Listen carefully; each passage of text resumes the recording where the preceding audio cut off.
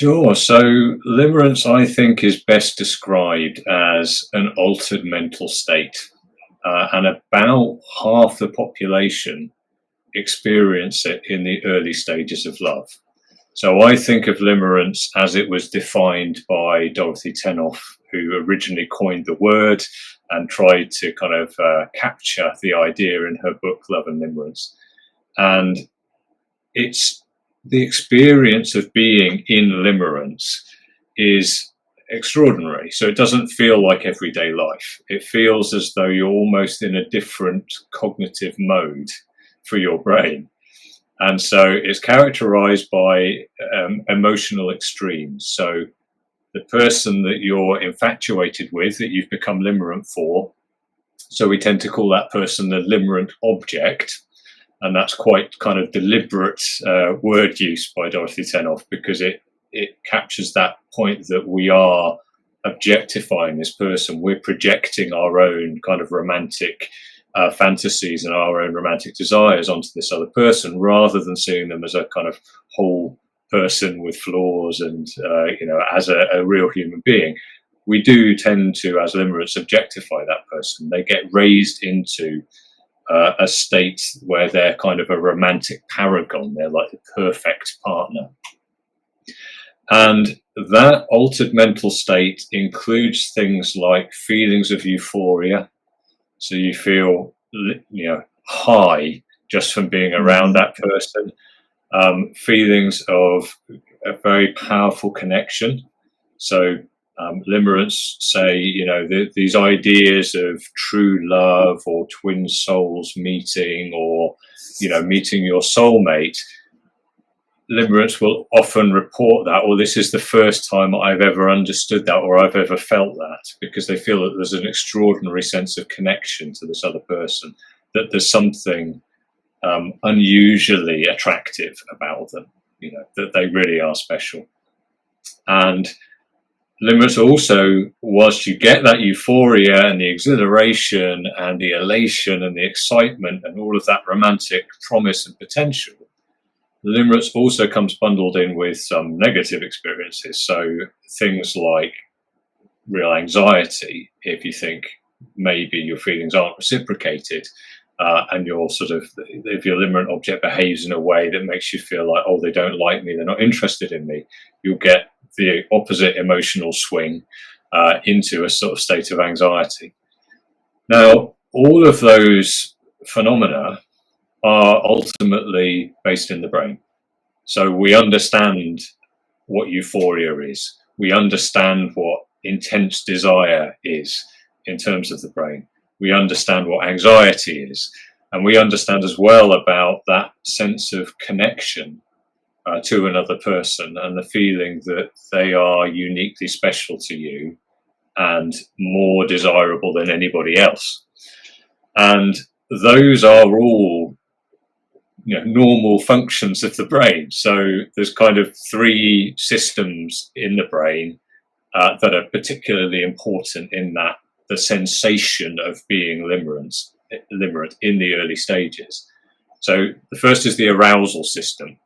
So that's all about the sort of excitement, the energy, the drive, the racing heart and sweaty palms, and that kind of autonomic response that you get when you're really excited.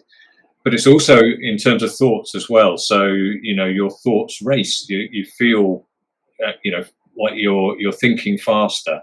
And people talk about how, the whole world seems more colourful and vibrant and alive since I met this person. It really does feel like you're kind of transformed, because your brain is almost kind of in that heightened state of arousal, that heightened state of activity. So that system is kind of based around the neurotransmitter noradrenaline. The Americans call it norepinephrine. But that's what gives you that drive and that arousal and that excitement. The second brain system is the reward system, and that's based around dopamine. So that's probably much more commonly known in kind of popular society. And dopamine is that drive that makes you want things. So dopamine's often kind of portrayed as being the pleasure chemical, but that actually isn't right. So dopamine, it's a way of assessing reward within the brain, within the reward system of the brain. So the actual feelings of euphoria and the feelings of pleasure they can be triggered by dopamine, but they're actually mediated within the brain by different neurotransmitters. Seems to be kind of endocannabinoids and opioids within the brain. And so you can get this very peculiar scenario in the brain, which is going to be, important later, where wanting is being driven by dopamine, but liking is separate. So you can like things that you didn't particularly want. If you're full and you're satiated and you're not hungry, still having a sugary drink is pleasurable, because the taste of sugar is pleasurable. So you can like things even if you don't want them, but even more importantly, you can want things after you've stopped liking them. So it's the peculiarity of the reward system that wanting can be kind of uncoupled from liking. And if you get trapped in a state where that wanting is really powerful and a kind of constant drive, it doesn't even matter anymore if you like the thing that you're wanting. So the reward system is the second system that's relevant. The third system that's relevant is the bonding system. And that's mediated by oxytocin and vasopressin. So those are actually hormones or neuropeptides that are released into the brain, and they regulate social reward and attachment. So being attached to another person, originally, of course, primarily attachment to a mother, and then as you go through life, attachment to other people, friends, and then romantic partners potentially in the future, that is being mediated by the bonding system within the brain. Now, limerence seems to be a state when those three systems are all firing at the same time, and the consequence is that one person becomes a very powerful natural reward. So you get a natural high from being around that person. And that's very good for forming a pair bond and mating. Mm-hmm. So from a kind of reproductive perspective, it's useful to have these systems built into our brain that will make us really powerfully want somebody that, our subconscious has recognized as, they could be a very valuable mate, or they're a very desirable mate. And so that makes you want that person and seek to bond with that person very powerfully. So that's all good. So far things are okay. And for many people experiencing that, myself included, you would just think, well, that's just love.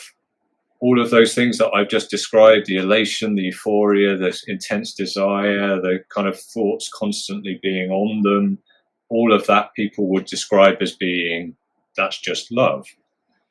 But half of the population do not experience the state of limerence. So they are perfectly able to fall in love, perfectly able to form a pair bond, have a rewarding romantic relationship, have children, have a full life, but they don't get into that altered mental state. It, for them, doesn't feel as though their whole mind has been transformed, their whole world has been transformed by this enormous natural high that that limerence experience when they're in those kind of early stages of love. Where things go wrong, and where most of the people that I talk to on the blog are suffering, is that if you cannot form a healthy relationship with the person that you're limerent for, the limerence doesn't just go away, it progresses.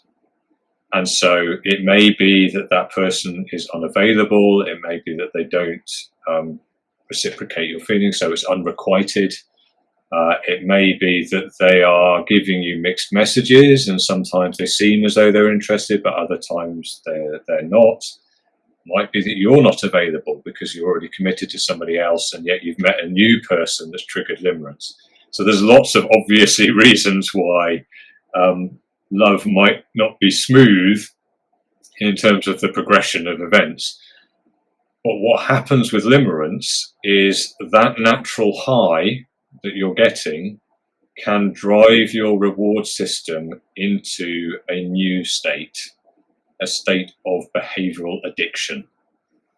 And so we know this from other behavioral addictions. So gambling is the best characterized, but there are other sort of things like gaming addictions and shopping addictions and love addiction and so on.